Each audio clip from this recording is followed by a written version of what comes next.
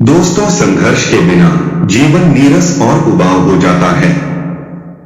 संघर्ष हम सभी के जीवन में निखार लाता है।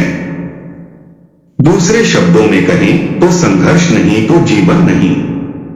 आज की ये छोटी सी कहानी बताती है कि भगवान भी तभी सफलता देते हैं जब हम संघर्ष के लिए तैयार हों। जीवन में संघर्ष से बचा नहीं जा सकता है। जीवन है तो संघर्ष भी है। संघर्ष तो जीवन निखारने का औजार है। जितना कठिन संघर्ष होगा उतना ही शानदार निखार जीवन में आएगा। आज की हमारी कहानी जीवन में संघर्ष का महत्व दर्शाती है। आज की हमारी कहानी का शीर्षक है संघर्ष ही तो जीवन है। दोस्तों, एक बार एक किसान भगवान से बहुत ही नाराज हो गया।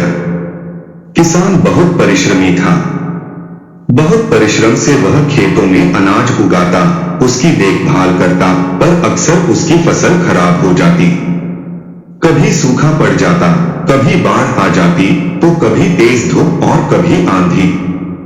कोई न कोई कारण बन ही जाता कि उसकी फसल खराब हो जाती।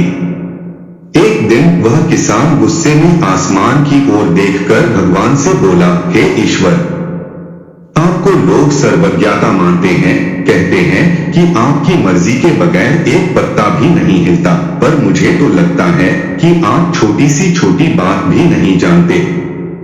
आपको तो ये भी नहीं पता कि खेती बाड़ी कैसे करते हैं। अगर आप जानते होते तो हर समय जो बाढ़, आंधी और तूफान आते हैं वो कभी नहीं आते। आप नहीं जानते कि कितना नुकसान उठाना पड़ता है हम किसानों को। यदि आप मेरे हाथ में यह शक्ति दे देगी जैसा मैं चाहूं वैसा मौसम हो जाए, फिर आप देखना मैं अन्न के भंडार लगा दूंगा।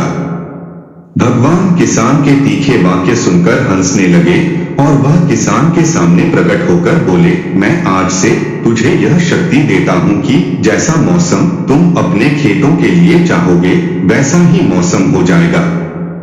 मैं बिल्कुल भी दखल नहीं दूंगा, बस तुम्हारी इच्छा से सब कुछ होगा। किसान बहुत खुश हो गया। किसान ने गेहूं की फसल अपने खेतों में बोई। जब उसे लगा कि खेतों को धूप चाहिए तो खेतों को धूप मिली, जब पानी बरसना चाहिए था तभी पानी की बारिश हुई। कभी आंधी, तूफान, बाढ़, कुछ भी उसने अपने खेतों पर आने नहीं दिया। परिणाम ये हुआ कि इस बार किसान के खेत में जबरदस्त फसल हुई। ऐसी फसल पहले कभी नहीं हुई थी। हरी भरी लहलहाती फसल को देख मन ही मन वह बहुत खुश हो गया और सोचने लगा, अब सबूत के साथ दिखाऊंगा भगवान को कि इसे कहते हैं शक्ति का सही उपयोग। मेरी सफलता देखकर उन्हें अपने नियम जरूर बदलने पड़ेंगे। कुछ दिन गुजरे, फसल कटने को तैयार हो गई। किसान बहुत उत्सुकता के साथ फसल को काटने लगा, पर जैसे ही उसकी नजर गेहूं की बालियों पर गई तो उसने अपना सिर पीट लिया और वह रोने चिल्लाने लगा। गेहूं की एक भी बाली के अंदर गेहूं का दाना नहीं था। सारी बालियां अंदर से खाली थी। किसान बहुत दुखी हो गया। उसने भगवान को रोते हुए फिर पुकारा, हे प्रभु, तुमने ये मेरे साथ क्या किया? क्या तुमने मुझे कोई सजा दी? भगवान बोले, पुत्र, ये तो होना ही था। तुमने पौधों को संघर्ष करने का मौका ही कब दिया? ना तो तुमने उन्हें आंधियों से जूझने दिया, ना तेज बारिश ही सहने दी और ना ही धूप में तपने दिया। एक भी चुनौती का सामना तुमने उन्हें नहीं करने दिया, इसीलिए सारे पौधे अंदर से खोखले रह गए। जब आंधी, तूफान, तेज बारिश और धूप पड़ती है तभी ये पौधे अपने अस्तित्व को बचाने के लिए संघर्ष करते हैं और इसी संघर्ष से एक बल पैदा होता है जिसमें शक्ति होती है, ऊर्जा होती है, और यही ऊर्जा तेरे गेहूं की बालियों में दाना बनकर फूटती, लेकिन नहीं फूटी क्योंकि तूने उन्हें कठिन परिस्थितियों से गुजरने ही नहीं दिया। सारी बालियां इसीलिए खाली है। इसमें एक भी गेहूं का दाना इसलिए नहीं है क्योंकि तुमने अपने पौधों को संघर्ष कराया ही नहीं।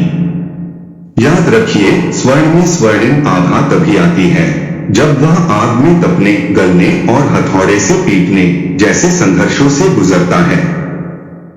कोयले का टुकड़ा, हीरा, तभी बनता है जब वह असीमित ताप और दबाव की मुश्किल परिस्थितियों से गुजरता है। इसी तरह यदि हमारी जिंदगी में कोई संघर्ष ही ना हो, कोई चुनौती ही ना हो, तो हम भी गेहूं की बालियों की तरह खोखले रह जाएंगे। कोई अस्तित्व नहीं होगा हमारा। विपरीत परिस्थितियां, चुनौतियां और समस्याएं हमें और अधिक निखारती है। यदि जीवन में कठिन परिस्थितियां और चुनौतियां आए तो घबराना नहीं चाहिए, बल्कि पूरे साहस से सामना करना चाहिए। विश्वास रखिए, आप और अधिक निखर जाएंगे और अधिक मजबूत बन जाएंगे। याद रखिए, मूर्ति तभी आकार लेती है जब पत्थर हथौड़े की चोट सहन करता है। बगैर चोट सहन किए पत्थर भगवान नहीं बन पाता। दोस्तों, आपको यह छोटी सी कहानी कैसी लगी? आप अपनी राय कमेंट के माध्यम से अवश्य भेजें। यदि आपको कहानी पसंद आई हो तो इसे लाइक करें और अपने परिवार तथा दोस्तों के साथ शेयर करें। ऐसी ही मजेदार शिक्षाप्रद कहानियों के लिए हमारे चैनल को सब्सक्राइब करें और बेल आइकन अवश्य प्रेस करें। धन्यवाद।